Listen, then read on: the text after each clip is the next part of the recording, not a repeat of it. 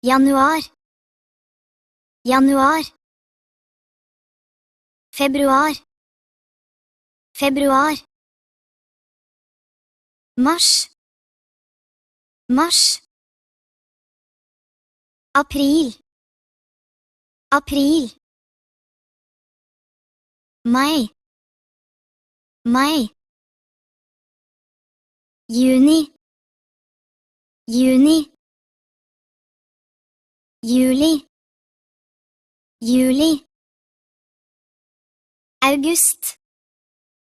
August. September. September. Oktober. Oktober. November. November. Desember. Desember.